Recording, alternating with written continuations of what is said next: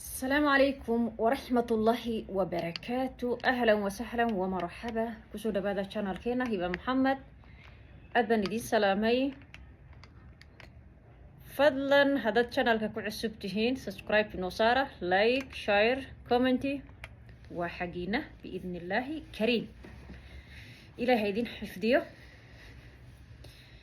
هذا هوري نولسي جوكتي جزاكم الله خير نلسي جوك حتى إنه عصبتهينا لايكتي نصر أو إنه شجرة فيديو يدا إلهي أكو حفظيو إنت أسكدب إن شاء الله موضوعنا مانتا وحانو كهالينا وحيتهاي hooyooyinka markay guursadaan oo nin kale مثلا intay yani markay ninka kala tagaan oo kale oo nolol cusub ay sameystaan oo nin kale oo ilmahan dhalin ay guursadaan مثلا yani ilmo haysatay nin bay soo guursatay okay ilmihii iyo ninkii waa inaad kala qarisaa bilmathaal caruurtaada waxay ku oran karaan ama ilmihii baa ku dhibi kara wiil iyo gabarbo caruurtii aa ku dhibi karaan oo ilmaha markay soo korayaan way dhib badan yihiin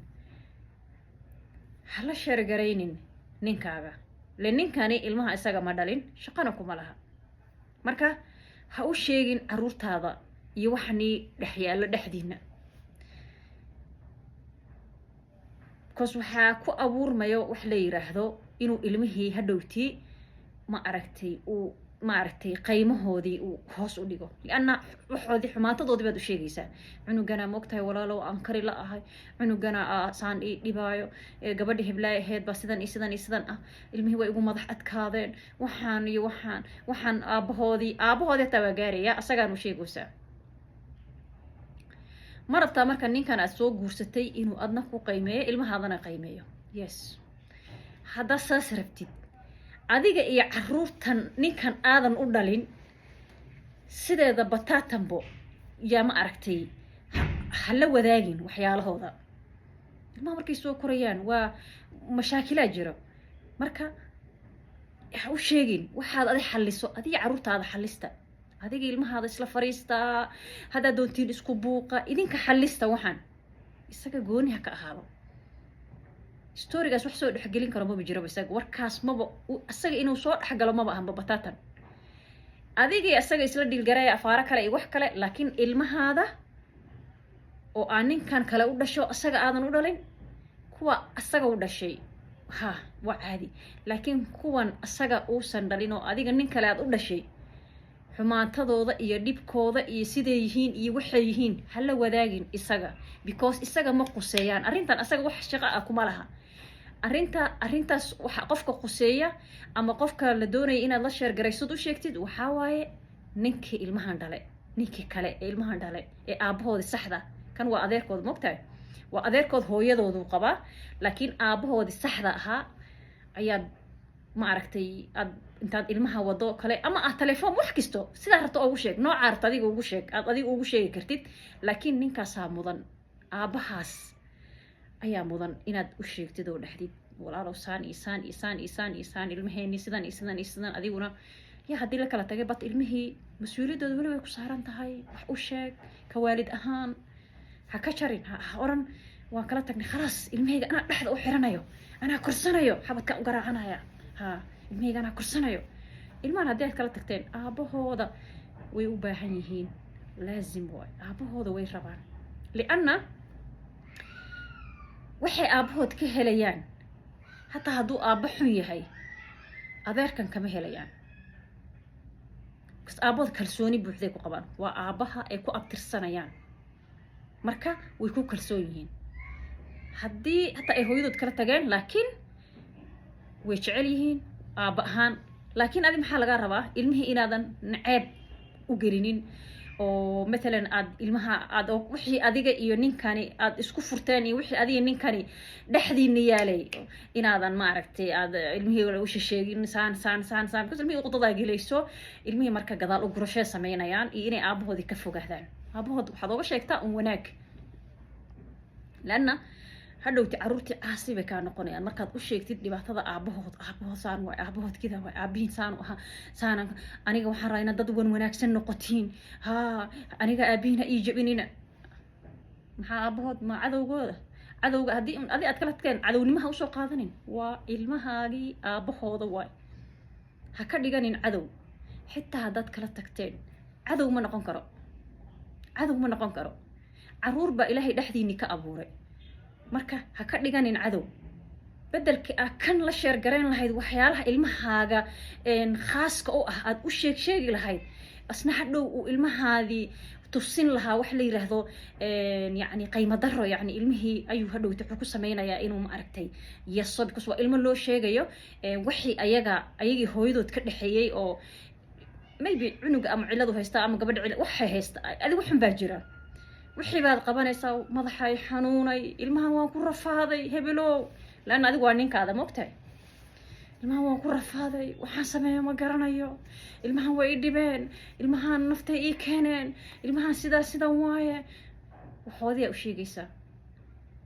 ma filanaysaa marka ilmo waxoodii la gudbinayo oo warkoodii iyo waxoodii la sheegayo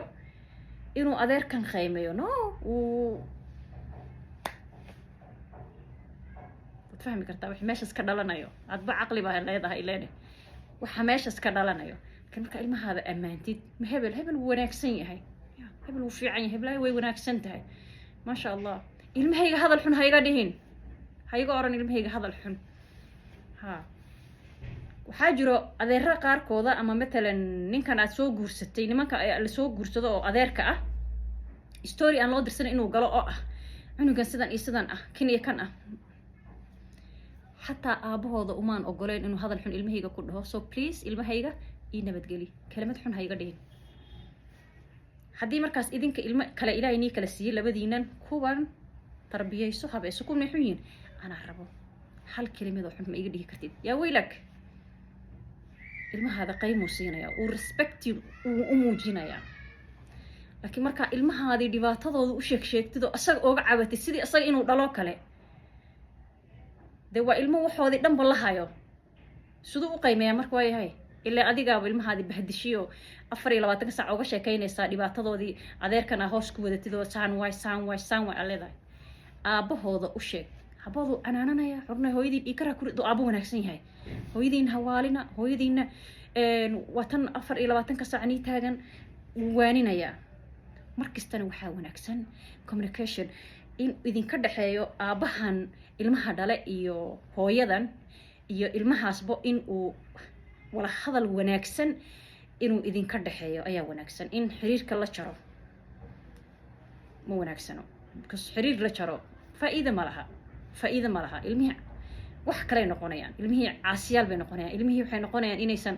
aabihii maadaama aabihii wax badan looga sheegayo wanaagsaneen ilmihii cuqdad iyo balaaya girayso marka qaymihii waalid ahaan la rabay inuu cunugaas aabaha u hayo uma haynayo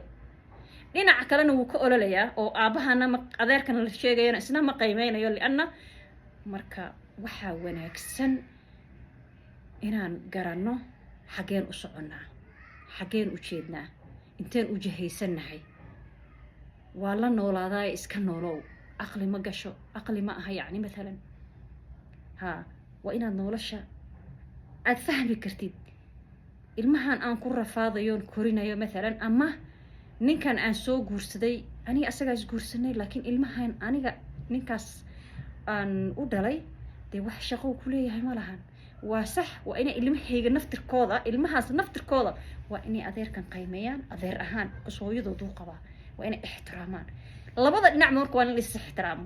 ilmahana waa inay adeerkan ixtiraamaan adeerkuna waa inuu ilmahan ixtiraamo waana inay xuduud u dhaxayso waana inay qiimeeyaan lianna waxaa dhici kartaba inuu adeerkan soo xanaalayo wixiisiibu la cunayo lacalaan ka hadlayaa laakiin ma qurux badna caruurtaada wixii mashaakilaadkooda ah inaa adeerka aad dhahdid xalli aabahoodoo feero weyn ama aabahoodoo caafimaad qabo ama aabahoodoo xanuunsaneen oo aan dhimirka ka xanuunsaneena joogo lacalla markaas asagaasaa aad la wadaagaysaa wax kasta oo caruurtaada ah oo problem oo caruurtaada kaaga imaaday ama mashaakil caruurtaada haysato aabahaas aad u sheegaysaa den ka family ahaan waad xalinaysiin adiga iyo saygaadii hore iyo ilmihii war ilmaha canaano war haddaad ilmaha hataad aan kala tagna ilmahaada ogow ha ilmahaada ogow muhiimadda waa mogta biilka keliya dadka biil iyo balaaya ka fikiraan biilka waa muhiim sax because ilmihii wuxuu rabaa inuu iskuul dhigto ilmihii wuxuu rabaa inuu yacni wax kasta waxbarashadiisi kullu iyo wuxuu cuni lahaa inkastoo ragga qaarkooda ilaahay subxaanahu watacaala un aad isdhehayso intee laga abuuray oo maalintuu gabadhaas furo uusan gadaal usoo fiirinayn oo qaarkood hataa haddii lala sheergaradho walaal sidaan baa jirto u dhahayo shalay anoo rabo carruurtayda inaan korsado adigaa tiri albaabkaas ka baxay horey u soco mar kale ilmahaada ha iisoo sheegin carruurtaada waxay qabaan marka qofkaas horta qofkuu yahay dee markaas aabbahaas ma aabbaha noocaasa ahaa mise waa aabbaha fahma oo jecel ilmihiisa xitaa hadday naagta gabadhi kala tagayn inuu korsado inuu wax siisto inuu ogaado meeshay seexdaan iyo meeshay kasoo kacaan iyo wax walbo aabba noocaas yes waa kaas ayaan ka hadlaya yani kan waxa lala wadaagayo laakiin aabbaha gabadhaas maalintuu furay ilmahana furay kaas kama hadlayo subxaan allah ilaahay xaqa hana waafajiyo ilaahay subxaanahu watacaala xaqa hana waafajiyo khayrna allah inagu irsaaqo biidni illaahi kariim fadlan haddaad channelka ku cusub tahay dee inoo فيديو إنه لايك إن شاء الله أو إنه شير في أمان الله السلام عليكم